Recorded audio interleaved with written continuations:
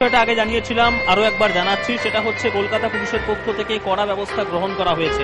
কড়া ব্যবস্থা একদিক থেকে গ্রহণ করা হয়েছে স্বাভাবিক কারণে এখানে প্রচুর সাধারণ মানুষ আসবেন, সেই সংখ্যাটা 2000-এর বেশি।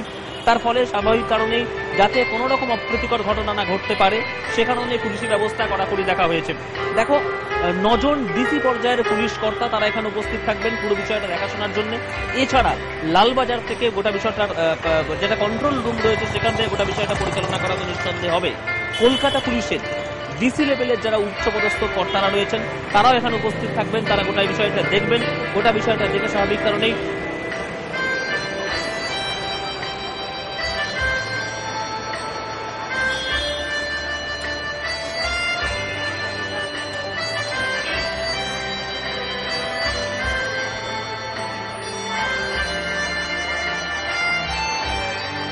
হ্যাঁ বলো। হ্যাঁ কি হয়ে গেছে?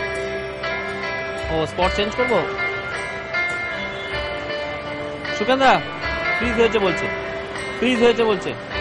কি করবো, কোথায় নাড়াবো? দেখো ঠিক আছে।